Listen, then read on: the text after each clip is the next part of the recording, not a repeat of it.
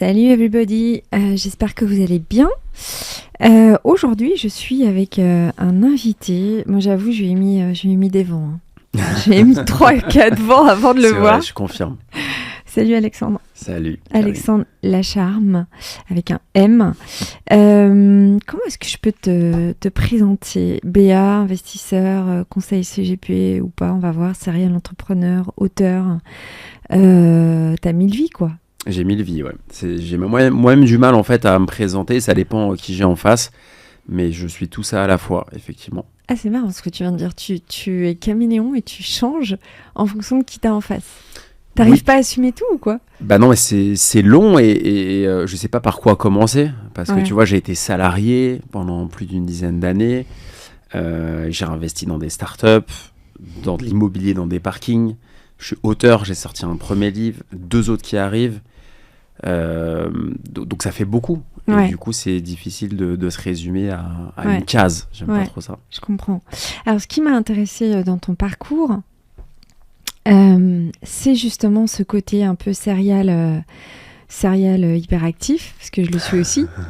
Et donc, comme souvent les gens me disent, mais putain, t'arrêtes pas, comment tu fais? Ça m'a attiré chez toi. Mais aussi, tu fais partie de ces un petit peu hors série que je fais, parce que tu n'es pas CGP.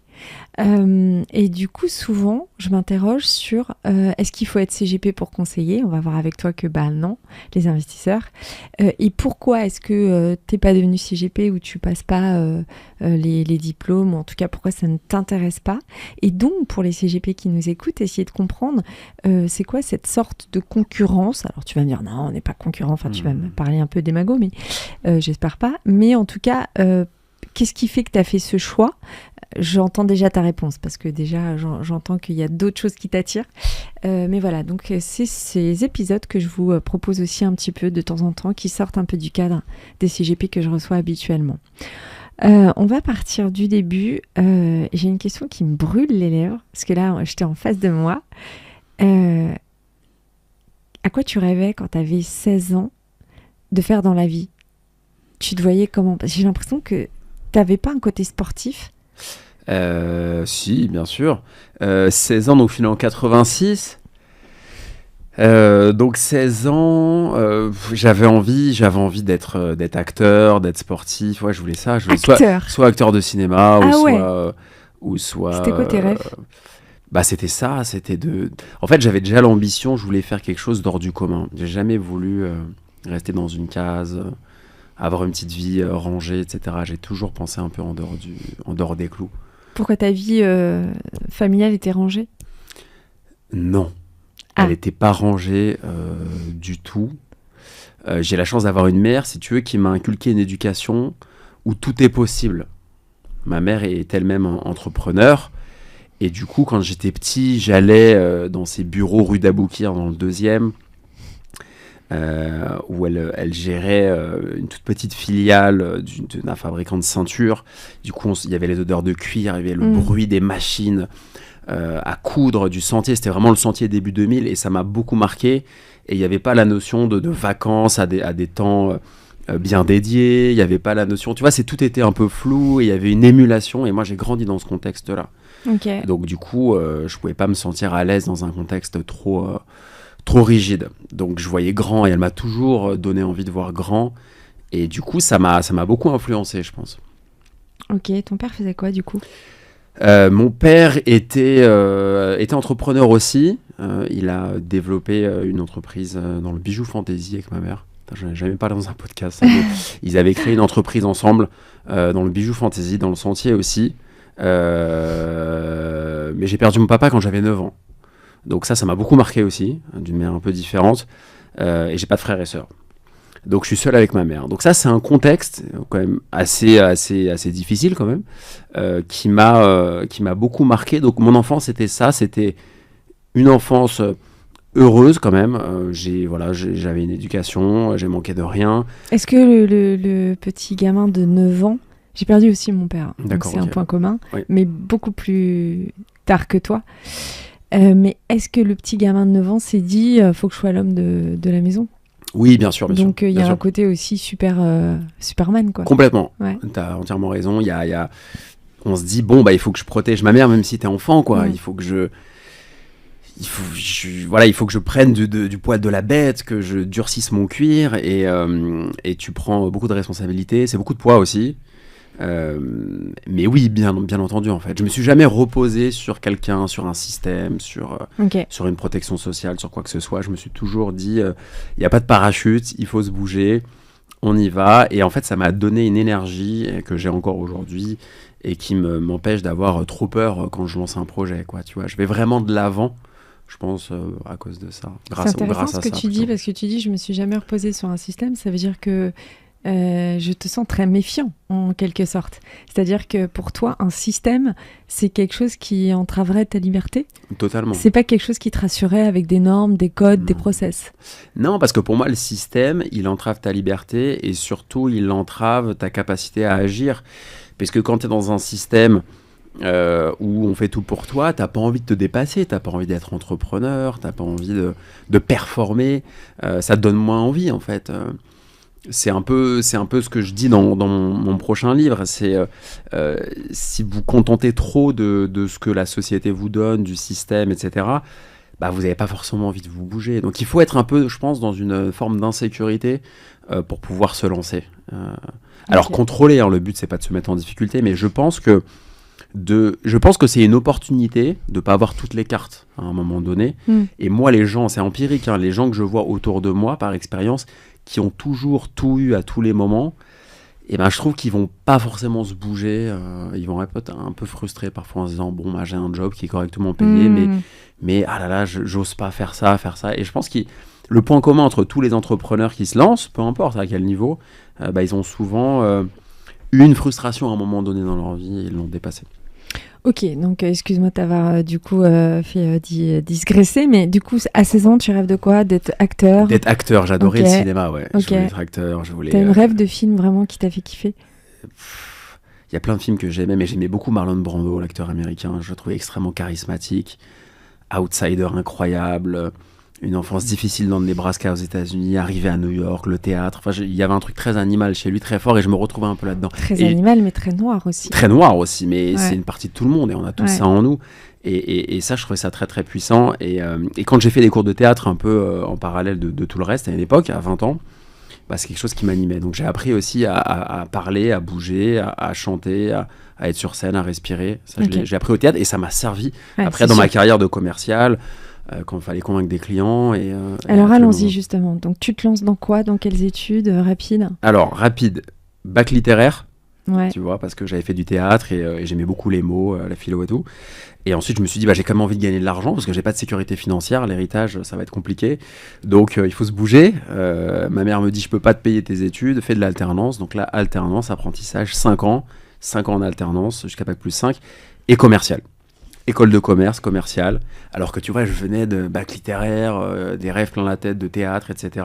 Et je me retrouve à Créteil à vendre des photocopieurs en porte-à-porte dans ma première année d'alternance. Donc c'est un choc quand même. Bah parce qu'en fait j'ai besoin d'un contrat d'alternance et c'est la seule boîte qui veut bien de moi parce que j'ai pas d'expérience. Bon, rapidement je vois que c'est trop compliqué et ensuite je reste 3 ans dans une agence de communication spécialisée dans le bio, alimentaire et cosmétique entre autres. Très très belle agence. Et là je fais beaucoup de chasse, de prospection téléphonique. Donc là j'apprends vraiment le commercial à la dure au téléphone, mais j'ai tout appris là. Moi j'étais nul quoi, et j'ai tout appris là, on a fait des salons à l'étranger aussi, donc là c'était génial. Et puis ensuite je suis allé dans le luxe, aux Galeries Lafayette, j'ai fait un petit tour aussi chez LVMH, et ensuite j'ai fini dans une grosse boîte dans le sport. Donc en gros ma carrière de commercial, tout compris si tu veux, alternant jusqu'à CDI, ça a duré 12 ans. Ok. Au bout de 12 ans Au bout de 12 ans, en parallèle, si tu veux, j'ai commencé à investir dans les parkings. Alors, c'est ça aussi que je comprends pas. C'est d'où ça t'est venu, quoi? Bah écoute, ça m'est venu de me dire, mais déjà commercial, c'est très dur, donc je vais pas faire ça toute ma vie parce que ça demande une énergie folle. Premier élément. Deuxième élément, le fait d'être seul avec ma mère, bah, j'avais une sorte de précarité financière que mes copains n'avaient pas, qui était plutôt issu de milieux assez bourgeois parisiens. Donc je me suis dit, bah tiens, il faut que je me sécurise financièrement, des questions qu'eux se posaient pas, de fait. Okay. Et du coup, je me suis dit, j'ai commencé à regarder les appartements, c'était trop cher à Paris. J'avais même en 2012, 2011, j'avais pas les moyens d'acheter un appartement. J'avais des contrats d'alternance, donc c'était pas possible. Et du coup, le parking, c'était à ma portée, en fait. Donc moi, le parking, si tu veux, je me suis dit, c'est un moyen de mettre le pied à l'étrier dans l'immobilier, de générer des petits loyers. Et en même temps, il y a une espèce de... C'est un peu l'investissement pour tous, le parking, dans l'immobilier. Et ça, c'est une valeur que je défends beaucoup, qui m'anime beaucoup aujourd'hui. C'est qu'en fait, j'ai envie d'évangéliser l'investissement, de le démocratiser, et que l'investissement soit pas quelque chose d'élitiste et de réservé à une élite. Tu vois, par exemple, quand tu veux des bons conseils d'un banquier privé, le banquier privé, il veut que tu aies une surface financière minimum. Tu vois, il y a un côté encore un peu... Alors, ça s'améliore aujourd'hui avec des acteurs qui sortent des livres intéressants en ce moment d'ailleurs aussi. Mais il y a un côté... Alors, il y a 10 ans, c'était pire. Un peu élitiste, un peu bourgeois en fait à l'investissement. Et moi, j'ai envie que ça reparte par en dessous, quoi. Qu'on arrive à... que le peuple en fait prenne conscience qu'on peut chacun se responsabiliser sans attendre des aides sociales par exemple, ou un hypothétique héritage, ou une retraite hypothétique parfois, et qu'on doit se bouger, quoi. Peu importe la somme. Et c'est pour ça que le parking est arrivé comme une évidence, comme une solution qui était à ma portée, à la fois financièrement et à la fois en termes de compétences. On est en quelle année quand tu commences à investir en parking ? 2013. Ok. Bon, c'était un peu le truc à la mode aussi, j'ai envie de te dire. T'avais une voiture, toi ? Non, j'avais pas de voiture. Ok. Mais en fait, je me suis dit, je vais mettre des deux roues. En fait, là où j'ai été malin, c'est que tu vas acheter un parking, t'inventes pas l'eau chaude. Par contre, je me suis dit, tu vois, Karine, je me suis dit, bon, acheter un parking, c'est ok, mais je vais faire un autre truc. Je vais faire une étude de marché. En fait, j'ai fait comme une start-up, mais à l'échelle d'un particulier. Je vais mettre des deux roues, des motos et des scooters dans les parkings, parce que tous mes copains, ils avaient des scoots, ils se faisaient abîmer les scoots, les selles, les rétros, enfin, tu vois, ils étaient dégradés. Donc, du coup, tu leur faisais payer un petit loyer ? C'est ça. Ouais. Je disais à mes copains, mais combien vous seriez prêts à mettre pour garer votre parking ? À 45 € par mois. Ok. Et du coup, j'ai acheté une place de parking un peu biscornue à Paris, qui était du coup pas chère, parce qu'elle était de travers. Donc je l'ai acheté, si vous l'avez acheté 20 000, j'ai acheté 10 000 parce qu'elle était moche. Mais moi, en tête, je me disais, mais je vais mettre 3 motos là. Et du coup, je mettais 3 motos à 45 ou 50. Tu t'es fait ton petit business model tout seul, toi ? Totalement. Ouais. Ok. Donc, parallèlement à ces petits investissements que tu commences à faire, à ces 12-13 ans en commerce, en job alimentaire. Hein. Alors non, parce que c'était des postes de cadre à la fin, avec beaucoup de responsabilités, où j'étais bien payé, où je gérais aussi du commercial, des partenariats, j'avais des clients de très haut niveau. Donc c'était pas alimentaire. Je me suis vraiment éclaté en tant que commercial. C'était pas une souffrance d'être commercial. Je me suis pris au jeu et là, je vais certainement donner des cours aussi dans des écoles de commerce. Donc, c'est un truc qui m'anime. En fait, je suis devenu passionné par la vente. Donc, ça t'a construit. Complètement. Et à quel moment t'as basculé en mode je m'affirme ? Écoute, c'est très simple. À quel moment t'as grandi ? Je te le dis, je me suis dit le 31 mai 2022. Ah ouais, c'est précis, quoi. Ah, bien sûr, parce que je m'en souviens, je suis parti de l'entreprise. Ah, ok. En fait, le 31 mai 2022, j'avais un job très bien payé, j'avais tout, la voiture, le bon salaire, enfin, plein d'avantages. Et j'ai dit, voilà, je suis plus aligné en fait avec les valeurs. Aller chercher du chiffre d'affaires toutes les semaines, la pression, faire 15% de plus à chaque fois, ça m'intéresse plus. Et j'ai envie de voler de mes propres ailes et de tenter quelque chose. Et 16 jours après, sortait dans toutes les Fnac, Cultura, etc., mon premier livre. Donc tu vois, il y a eu 16 jours entre la fin de mon contrat. Qu'est-ce qui t'a poussé à écrire un livre ? Bon, j'ai compris, études littéraires. Écoute, c'est pas d'être littéraire, c'est d'avoir envie de donner du feedback aux gens et de prouver de donner, pas de prouver, mais de motiver les gens à se lancer, les jeunes à se lancer. En fait, comme moi, j'étais seul avec ma mère, j'avais pas d'argent, j'avais pas d'argent, pas de perspective financière. Ma mère est pas quelqu'un qui investit, donc c'était très compliqué. En plus, d'autant plus compliqué que j'étais issu quand même d'un milieu assez bourgeois. Donc en fait, il faut arriver à comprendre les choses. T'es issu d'un milieu bourgeois, t'es déclassé parce que t'as perdu ton père, t'as beaucoup moins d'argent, etc. Donc déjà émotionnellement c'est compliqué. Et ensuite t'as pas de repère, de modèle. Tu vois. Et je me suis dit, c'est chaud. Et j'ai réussi avec le parking à me sécuriser financièrement. Je me suis dit, à un moment, j'en ai marre de garder ça pour moi, j'ai envie d'aider des jeunes, des gens. j'ai commencé à passer sur 1 ou 2 podcasts. J'étais passé d'ailleurs chez Mathieu en janvier 2019, je crois. Tu vois, il y a vraiment longtemps. Et j'ai reçu, à ma grande, sans savoir ce que c'était, tu vois, et j'ai reçu des feedbacks sur LinkedIn hyper sympa. J'ai adoré ton histoire, ça me motive. Tiens, je vais visiter un parking. Tu me fais penser à Jonathan Angloff, que tu ouais, que j'ai rencontré, bien sûr. On s'est rencontrés à la montagne, au ski, il y a quelques années, avant que ça cartonne. Ce qu'il a fait, on s'était rencontrés au ski, on avait bien sympathisé. Ouais. Chez Alcool. Mais effectivement, on a le même âge, lui et moi, 1986. On a beaucoup de points communs dans les milieux dans lesquels on évoluait, dans les difficultés qu'on a eues. Et oui, moi, c'est ça ma narrative, en fait. Donc, tu as eu envie de donner l'accès à l'investissement à tout le monde, mais pour autant, tu n'as pas eu envie de te professionnaliser. Tu n'es pas devenu CGP, quoi. Non. Voilà, pourquoi ? Alors, faut jamais dire jamais. Ça se trouve, un jour, j'avais envie de le faire. Tu vois, je suis pas fermé à ça. C'est simplement qu'aujourd'hui, là où vraiment je m'épanouis, c'est plutôt dans le feedback à travers un livre. Alors, c'est pas ce qui est le plus rémunérateur, hein, à moins d'en vendre des millions. Ouais, c'est clair. T'es édité à compte d'éditeur, quand même. Oui, bien sûr. Ouais. Mais c'est pas ce qui est le plus rémunérateur. Mais en fait, si tu veux, j'avais pas, j'ai eu, et je me suis dit à un moment, je pense que c'est...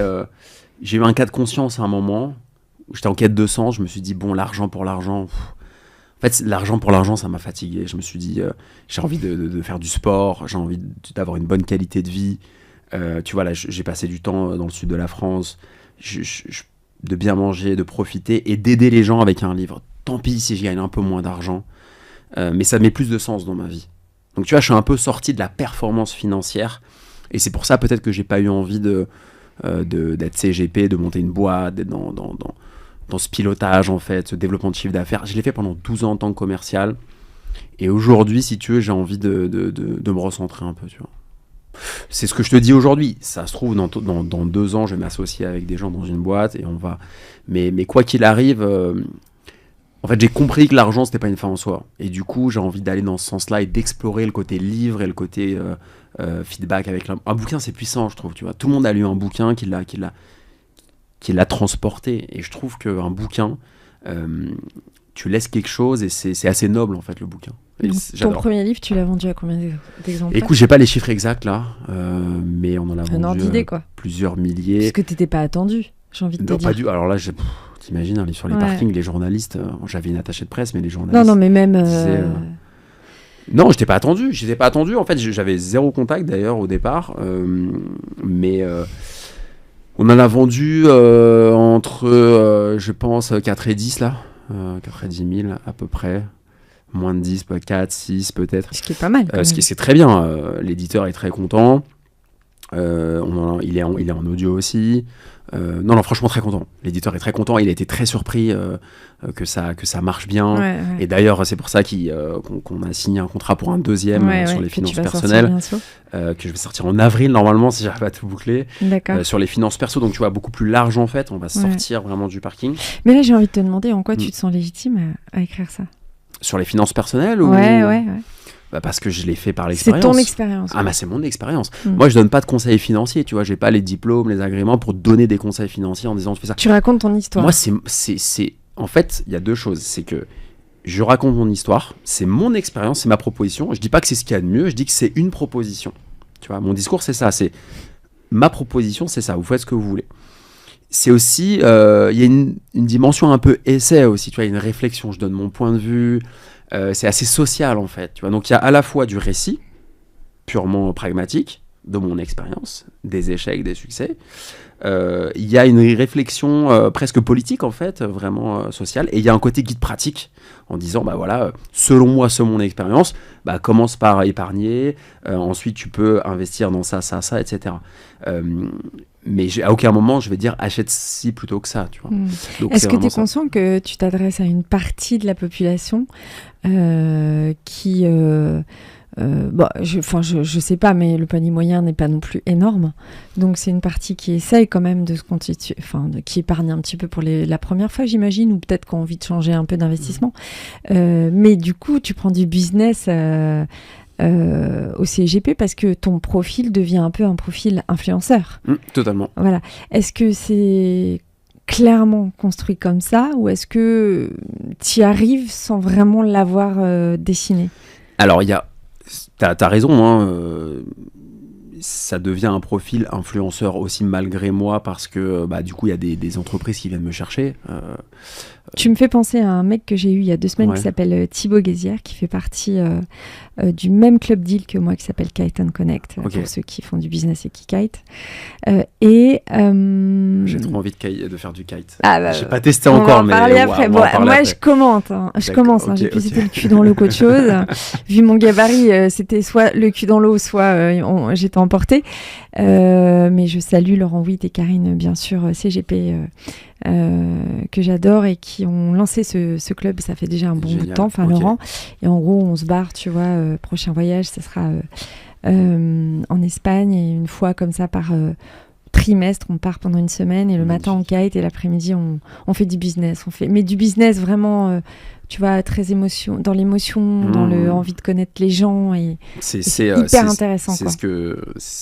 C'est ma narrative, c'est ce que j'aime.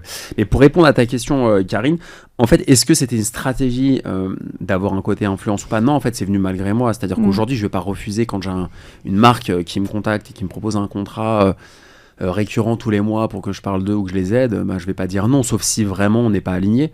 Mais je pense que ces marques qui me payent aussi, parfois, sont aussi touchés par le côté un peu désintéressé de ma démarche et ma personnalité. Tu vois, c'est pas, je suis pas un homme sandwich, quoi. Tu vois, c'est pas le truc.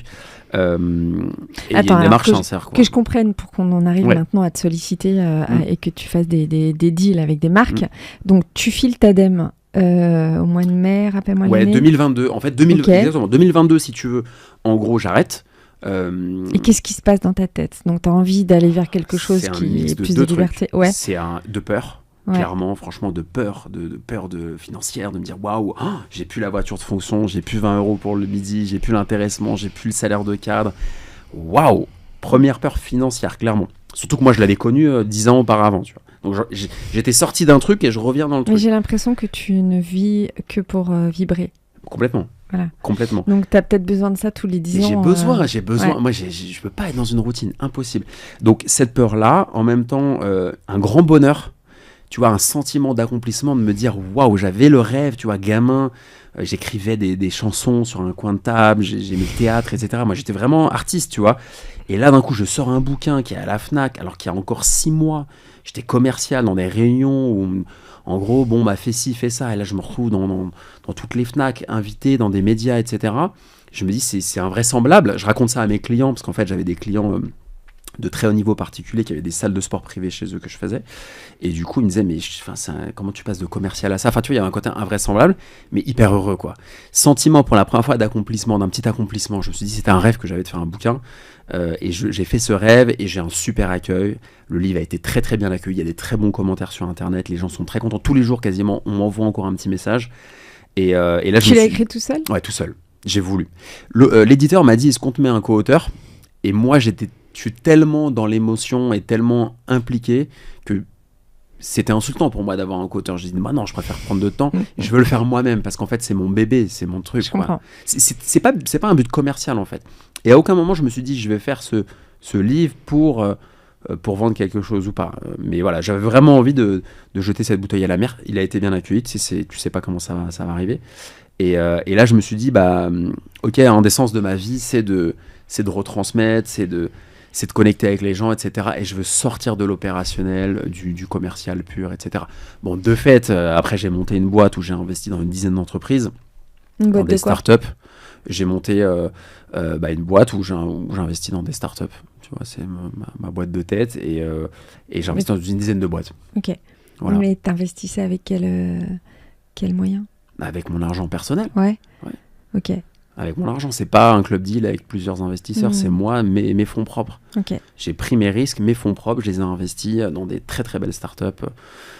Tu vois, des enseignes de boulangerie à Paris qui cartonnent. Qui font qu'aujourd'hui, tu as un petit matelas ou pas?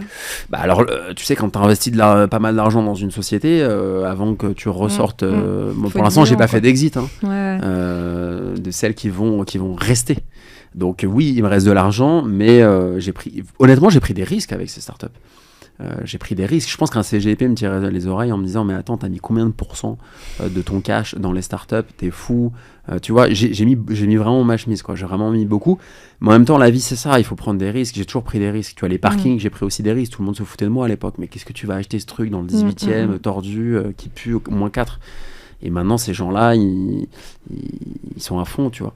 Donc voilà, j'avais envie de mettre du piment, j'ai fait les startups, ça m'a apporté aussi beaucoup de réseaux. Bien sûr, énormément un écosystème.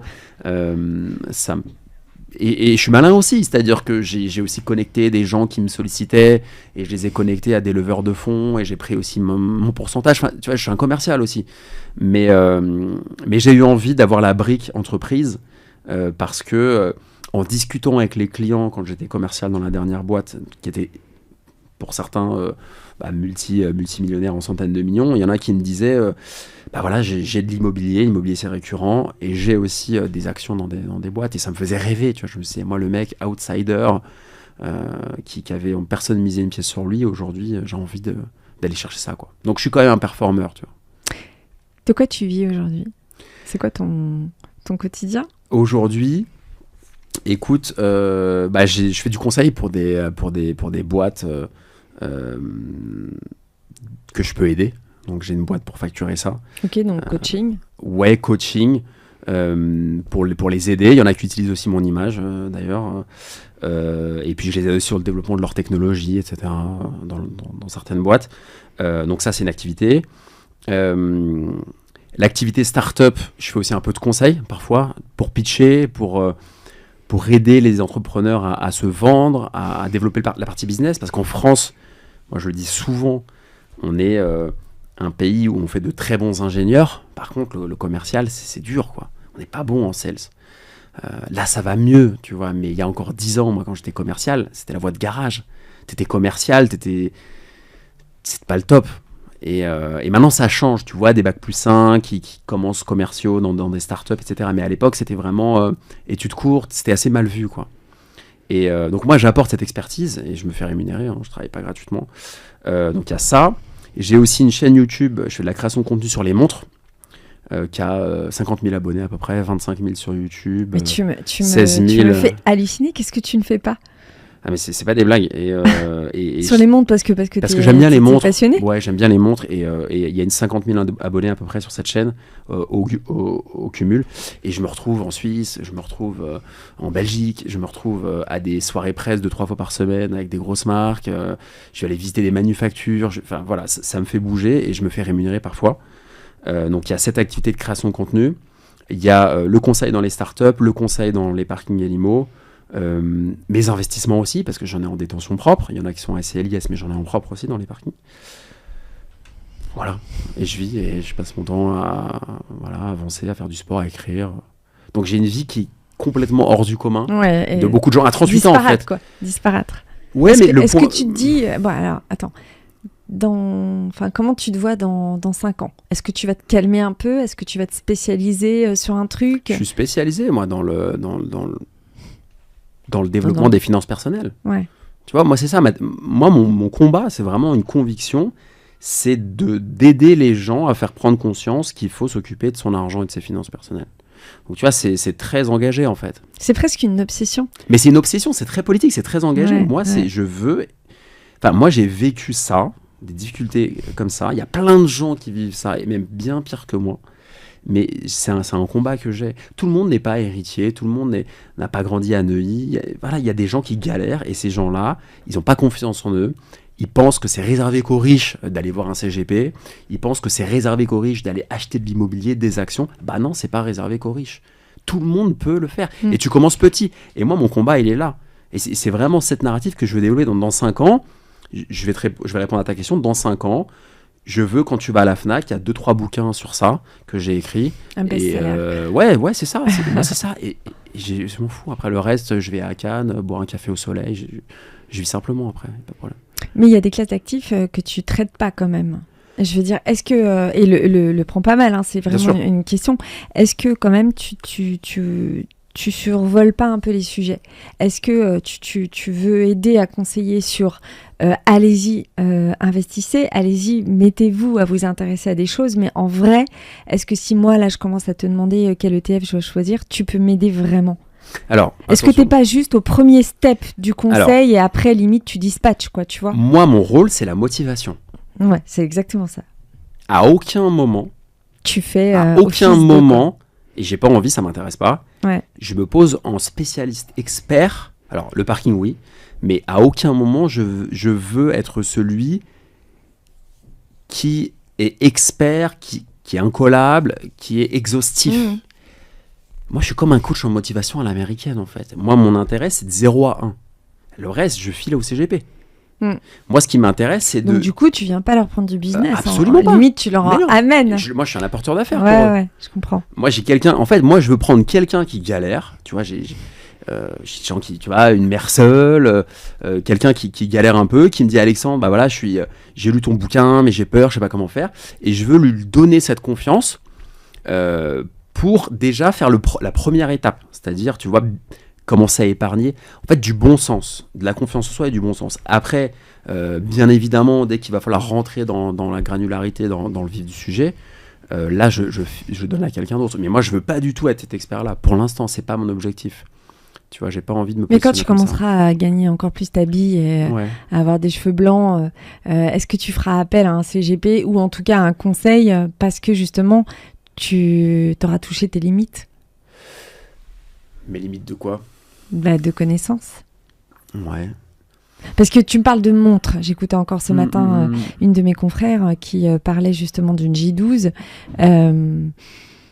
et qu'en fait, il faut plutôt en profiter plutôt que se dire qu'on peut faire un bon deal sur une revente. Ouais. Je suis assez d'accord. Bah voilà. À part les parkings, t'es à combien de perfs sur les parkings?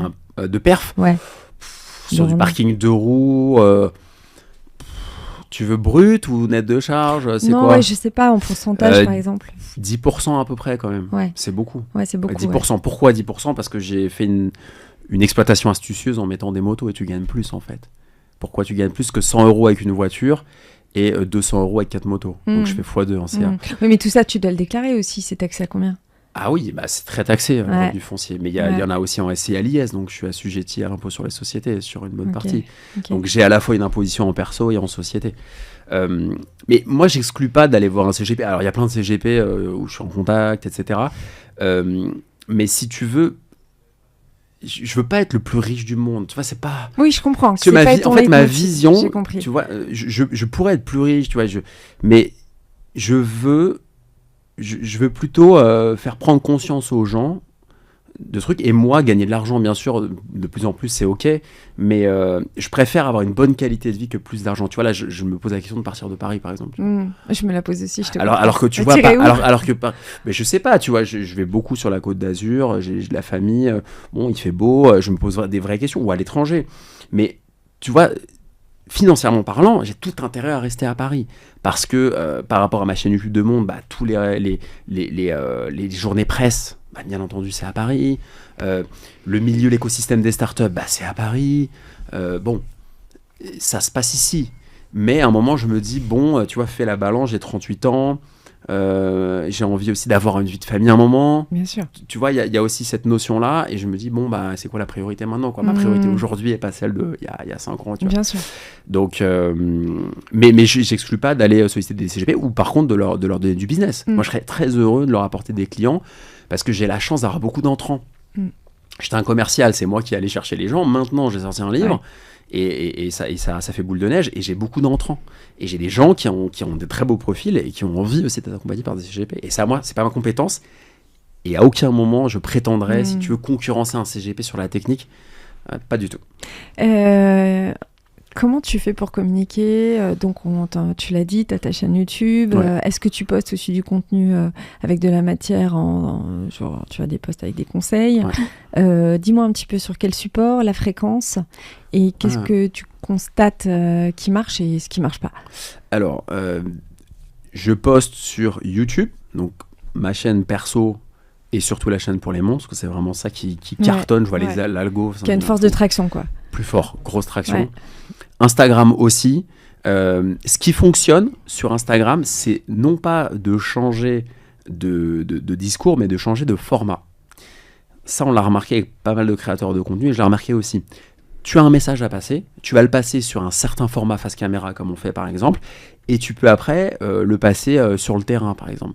Tu vois, si je donne un conseil sur les parkings, acheter un parking dans tel quartier, ça fait tel rendement. Je peux le faire face caméra, je peux aller sur le terrain aussi. Et ce qui fonctionne là où l'algo va aimer, c'est quand tu changes de format, parce que les gens se lassent très très vite. Tu vois, c'est marrant ce que tu dis, parce que souvent sur Insta, ceux qui ont quand même un nombre d'abonnés assez parlant, moi je pensais que c'est parce qu'ils respectent tout le temps la même charte graphique, le même style. Et alors en vrai, je te comprends, parce que moi ça me saoule au bout d'un moment. Je me dis, je l'ai déjà vu parce que toutes les vidéos se ressemblent. Et donc toi, t'as constaté l'inverse. Ouais, faut changer de format. Par exemple, tu vois, moi quand je parlais des parkings, j'ai fait du face caméra, j'ai fait des extraits de podcast aussi. Et à un moment, on est allé sur le terrain. J'ai fait monter le vidéaste derrière, sur mon scooter électrique à Paris, là, et on a fait le tour de certains de mes parkings, pas très loin d'ici d'ailleurs, et du coup ça a cartonné, parce que les gens se disaient, waouh, mais il est sur le terrain, ces trucs, ces machins, il fait froid, c'est l'hiver, il nous montre la place, c'est vrai qu'elle est moche, mais comment elle peut être rentable et tout. Et en fait, il faut créer de la vie, quoi. Et moi j'ai trouvé que ça marchait bien. Donc la création de contenu, j'en fais.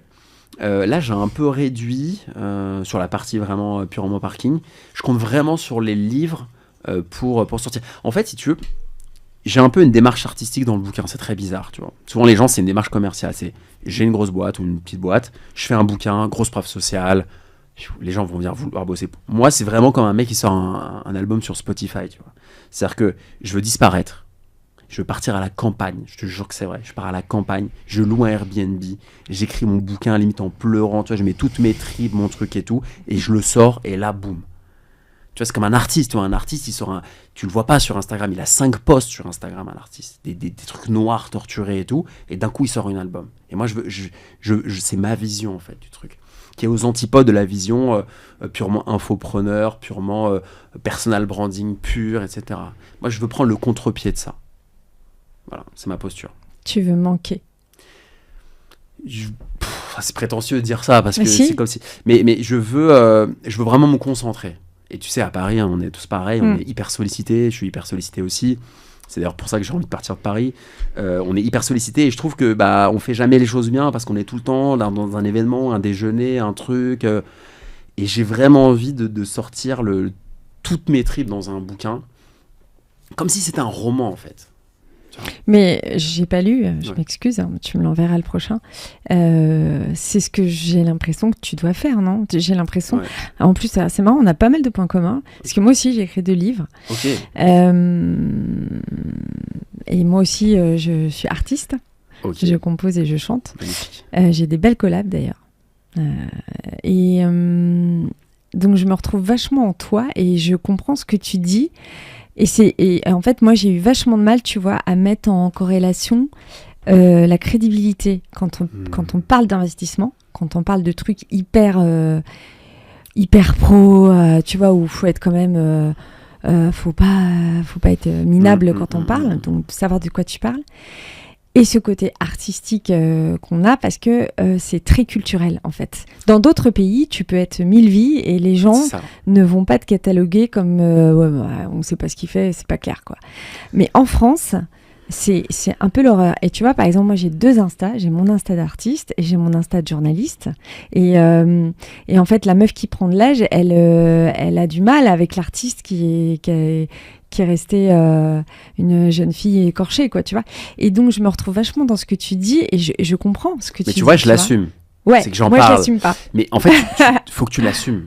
Parce que c'est une force. C'est ton pote. Et les gens, ils vont adhérer d'autant plus à ton message si tu l'assumes. Parce qu'ils vont se dire, elle a le courage d'assumer. Waouh. Et ils vont se retrouver en toi. Parce qu'il y a plein de gens dans notre cas. Ouais, il y a plein de gens. En fait, ce qu'il faut comprendre, c'est qu'en France, tu vois, aux États-Unis, c'est beaucoup plus OK, et tu le sais, c'est culturel. Ouais.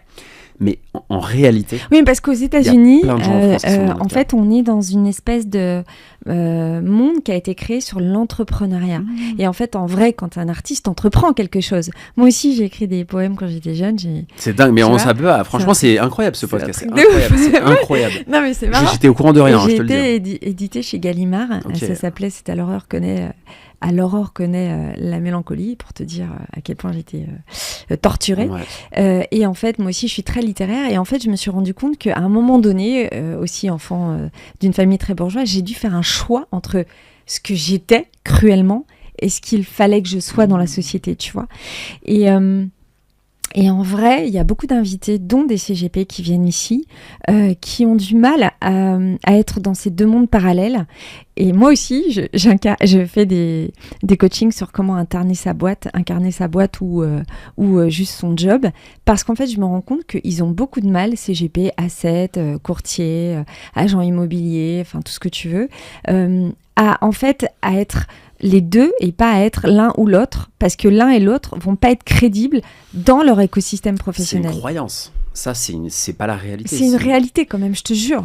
Moi, j'ai été signée 2 fois en label, en plus pas des moindres, mais à un moment donné, on m'a demandé de choisir avec mon métier. Moi, on m'a demandé de choisir, mais en fait, t'as raison partiellement. C'est-à-dire que là où je suis d'accord avec toi, et je l'ai vécu aussi, je te donne un exemple très concret, la dernière boîte où j'étais, où je suis resté 4 ans, tu vois, avant de partir, à un moment, je suis à Monaco l'hiver, etc. Je mets un post sur Instagram en disant j'ai fait tant de parking, je sais pas quoi, tu vois. Dans ma boîte, il tape sur société.com, machin, il tombe sur une boîte, je suis convoqué. Ouais. Alors que j'avais été numéro 1 commercial dans mon segment. Je me dis, ils vont me féliciter. J'arrive, ah non, on a vu que tu as créé une société, mais du coup, toi, t'es sur le terrain. À quel moment tu bosses? Ça m'a tellement vexé. Waouh, je me suis dit, quoi? Ouais. Quoi? Depuis 4 ans, j'ai ramené combien de chiffres d'affaires? Les clients m'aiment bien. Waouh. C'est là où j'ai dit, ok, le bouquin, on avance là. On appuie sur le bouquin. Okay. Et c'est pour ça que je me suis barré. Ouais, je comprends. Je gagnais très bien ma vie. C'est pour ça que je me suis barré. Et honnêtement, donc ça, c'est la réalité que tu décris. Deuxième chose, quand j'ai sorti le bouquin, j'ai complètement assumé, parce qu'en fait, dans le bouquin, je dis tout, mon enfance, mon père, je parle même de mon père, c'est un bouquin sur les parkings lunaires.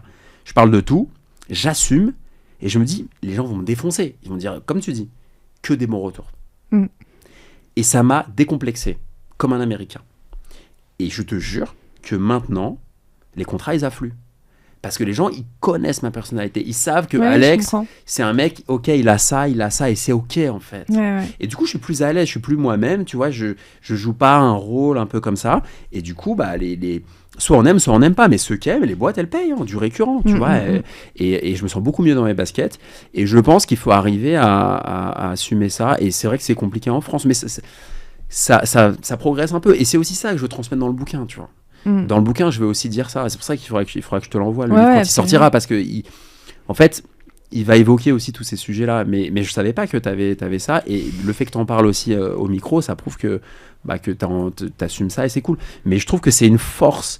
Et toi, les gens que tu reçois, du coup, enfin les CGP ou quoi, ils ont aussi parfois une double vie. En fait, le problème en France, c'est qu'il y a plein de gens qui sont dans ce cas-là. Ils sont passionnés par la peinture, qui écrivent Tu me fais penser à un mec qui m'a accueilli. Tu vois, ce matin, j'avais un entretien avec mon boss, ici chez Orso, Christopher, et qui me disait, Karine, t'es un peu trop froide. Tu me trouves froide, toi, Alexandre, ou pas? Non. Bon, merci. Pas du tout. Parfois, t'as un peu ton ton trop journalistique, tout ça. Moi, j'étais un peu vexée quand même. Mais j'écoute, parce que moi, j'aime bien évoluer, tu vois.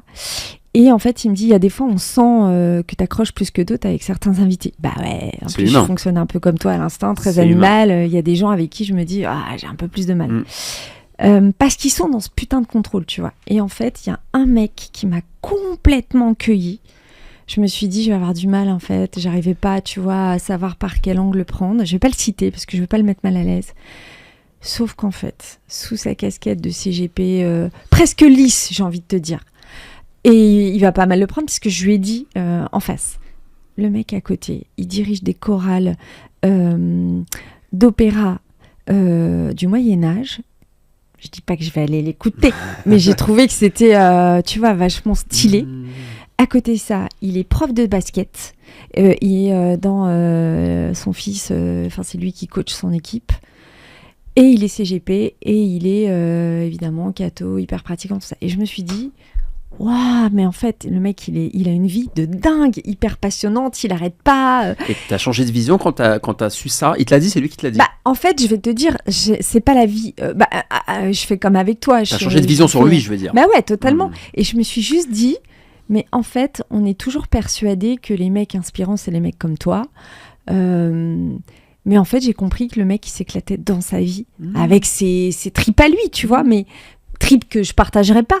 Mais je me suis dit, et en fait, la solution, c'est ça. Et ce que je reproche justement à notre écosystème, ici dans Passion Pâte, dans lequel donc, je croise à longueur de temps, que ce soit aussi sur BFM et tout sur mes plateaux, ce milieu de finance, tu vois, qui est limite très boring, vachement trop étriqué, c'est de pas savoir. Alors ça le fait par des mecs comme toi, des mecs comme Matt et tout, de sortir un petit peu, d'aller dans des clubs deal ou dans des Kite and Connect, c'est-à-dire des clubs qui commencent un peu à décomplexifier tout ça et à ce que ça soit un peu plus sale, un peu plus rock. Mais il y a encore, pour moi, 90% de cet écosystème qui reste dans les codes tradis de la banque élitiste privée, tu vois. Comment on peut ça qui est vachement dur. Je suis d'accord, mais la question, c'est est-ce que ça vient du secteur qui veut truc, ou est-ce que ça vient des gens qui veulent Non, pas... c'est la finance. La finance, pourquoi ? Parce que à l'époque, et là je parle de plusieurs décennies, à l'époque, je pense que la finance, c'était confidentiel. Et donc tout ce qui doit être confidentiel doit être hyper normé, charté, et il y a un truc un peu aussi élitiste, tu vois. Et en fait, j'ai dû recevoir... Alexandre, je te l'ai pas dit, et en fait, je suis hyper contente parce que tu es mon 100e. Ah. Je vais faire je vais faire un spécial. Ouais. Je suis en train de réfléchir à ce que je pourrais faire pour fêter ça. Mais t'es mon 100e numéro. Donc tu vois, je t'ai décalé 3 fois, mais ça vaut le coup, quoi. Non, mais très content qu'on va faire cet épisode. Mais c'est assez. Je partage le même point de vue. Et ça répond aussi à ta question du début où tu me disais pourquoi tu veux pas être CGP, parce qu'en fait ce côté un peu étriqué, moi me convient pas. Je rentre pas dans les cases. J'ai jamais été dans les cases. J'ai bac littéraire, école de commerce, on était 3% à le faire dans l'école. Pas de père, c'est quand même assez peu courant. Jeune, milieu bourgeois, déclassé socialement. J'ai une chaîne YouTube de monte, je fais ça, j'écrivais des chansons. Enfin, moi, ça part dans tous les sens, mais je m'éclate. Et en fait, ça part dans tous les sens, oui, mais c'est cohérent. C'est cohérent et aujourd'hui c'est viable aussi financièrement. Il y a aussi ça. C'est ça qui est important. Eh ouais, c'est que c'est viable financièrement. Financièrement, tu fais je pas me retrouve. N'importe quoi non plus. Non, je fais pas n'importe quoi. En fait, je me laisse pas de limite. limite. Tu te donnes les moyens de pouvoir assouvir tes. Ouais, je veux réaliser mes rêves. Voilà, c'est je veux. Tu vois, j'ai envie de. Si j'ai envie de faire du kite au Brésil ou je sais pas où, je le fais quoi. J'ai envie de vivre des émotions et je veux pas être contraint pendant des années. Tu vois, j'ai des copains qui disaient je veux faire ça à la retraite. Mais non, mais en fait. La vie, pour moi, c'est maintenant, quoi. Hier, tu peux pas revenir. Personne qu'on peut partir tôt, quoi. C'est ça, et je pense que ça a été une opportunité. Tu sais, il faut transformer, en fait, les choses. Au début, tu te plains, tu te lamentes, tu vois, ah putain, j'ai pas de chance et tout. Bah ouais, mais bon, c'est une opportunité pour faire autre chose. Et je suis très content, je suis très heureux, épanoui. Et voilà, encore plein de choses à faire, quoi.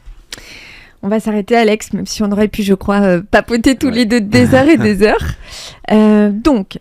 Si je reprends, ton bouquin sort au mois d'avril 2025. Il s'appelle ? Il va s'appeler Construisez votre liberté financière, a priori. T'as pas l'air d'être sûr du titre. Si, bon. Mais tu sais, faut jamais trop dire le titre. Parce que... En tout cas, si on veut te retrouver, on va sur ta chaîne YouTube. Ouais. Instagram aussi. Instagram, Alexandre Lacharme. Ok. Je mets des choses quand même. Donc allez voir LinkedIn. Mais je crois que c'est là où je t'ai trouvé, non ? C'est possible, ouais. Et ouais. Donc c'est ça en gros pour me retrouver, c'est Instagram, LinkedIn, un peu partout, Twitter. Et le livre, ouais, gros focus là-dessus. Et franchement, ça va faire mal. On prépare un truc vraiment intéressant. Différenciant. Tu fais un petit event showcase. Différenciant de ce qui se fait, quoi. C'est surtout ça qui compte. Ok. Merci Alexandre d'avoir été avec moi aujourd'hui dans Passion Pâte. Merci Karine, c'était un plaisir. Si ton épisode vous a plu, je vous invite à aller vous abonner à Passion Pâte, à liker l'épisode d'Alexandre et à le partager. Salut. Salut.